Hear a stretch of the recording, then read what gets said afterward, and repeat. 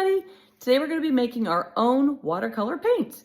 We're going to use things like spices from your cupboard or fruit, and then we're going to make rotational symmetry flowers with our homemade paint. Enjoy. Okay, so for our nature items, watercolors, homemade watercolors, I've put a few samples to the side of ones I worked on.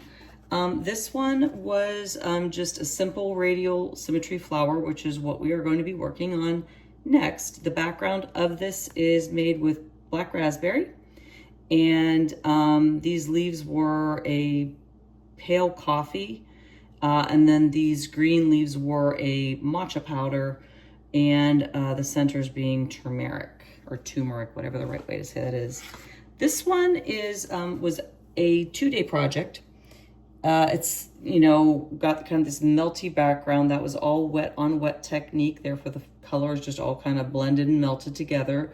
On the second day, I waited for it to dry, and I went in and I got beetroot powder paint, and I added the red on top of that along with some turmeric in the yellow to give it a little bit of pop. The next one is, again, a 1-day project, and these are all radial symmetry flowers, meaning that you have a center with kind of spokes coming out of it, like the sun's rays radiate or the spokes of a wheel. So these are blueberry beetroot powder. The background is an activated charcoal paint that I made. So this is a turmeric. No, I'm sorry, that is paprika. And this is matcha powder, that really pale green. And then lastly, I did a sunset, and just a simple little sunset. The background is blueberry, and I've got some turmeric in there with a little bit of the paprika along the water's edge, and then the base of it is the blueberry, the same combination of colors. But then at the bottom, I put coffee, just a light coffee. So those are some of the pieces that I've been playing around with. Now, to make the paint for instance, the paprika, you don't need much spice. This is just Dollar Tree spice. And I'm just going to take out like I'm on the littlest part of my mixing spoon set, and I just put in like half of a quarter, which is 1/8 of an inch of the spice.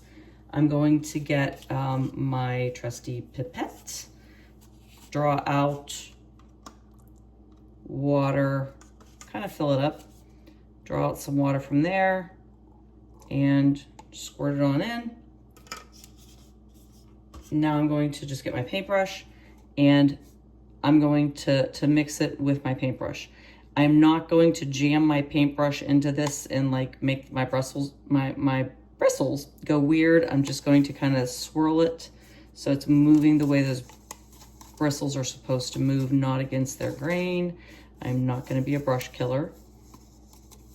And the texture is going to be like granulated and gritty and stuff like that. This is not going to be like a regular smooth watercolor paint.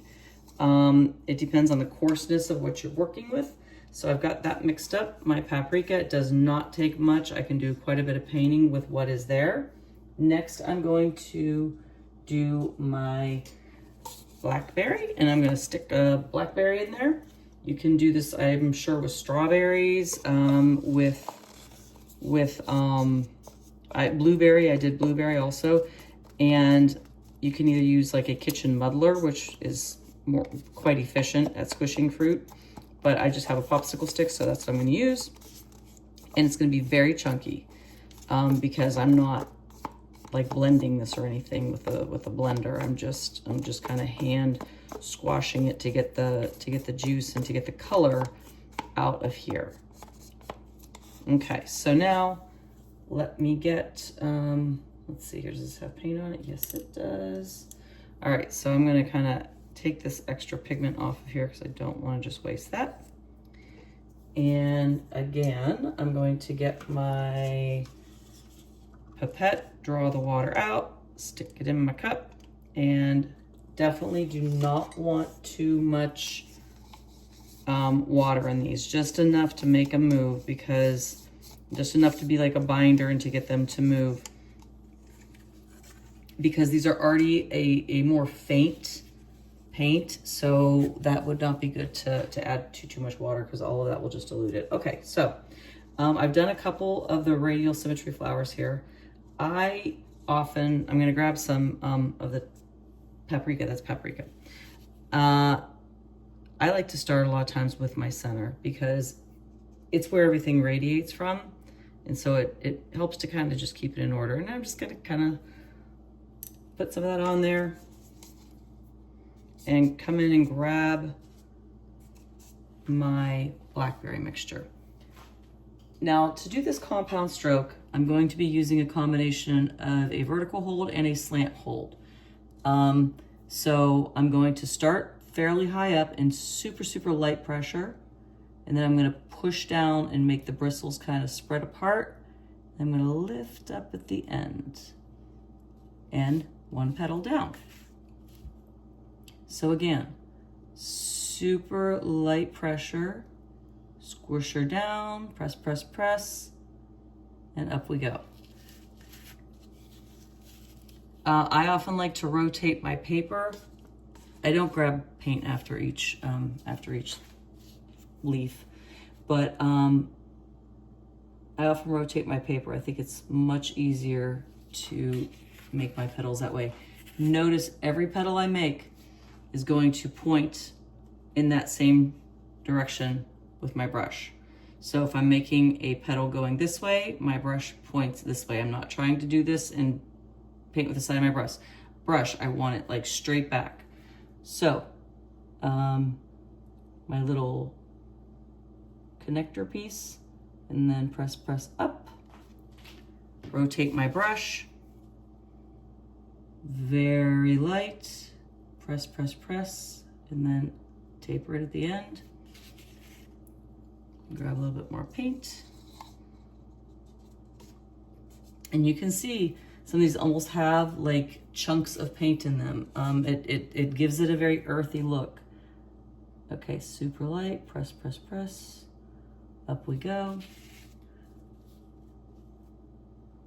Light, press.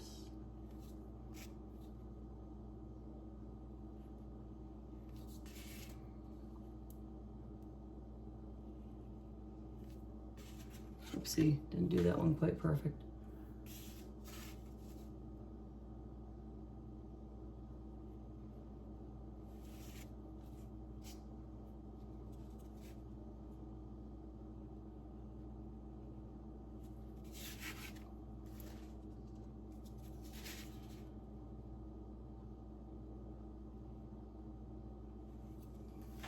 Okay, so there is another flower, and that's about it. I'm just going to continue to fill this up. If I want to add a background in, I can always like go in and kind of put some type of a muted shade back there. That's how I did the activated charcoal. The flowers were in place. I gave them like a couple minutes to set up, and then I went in and started adding in the background lightly. So, all right, hope you enjoyed it. Hope you have fun with it. Bye-bye.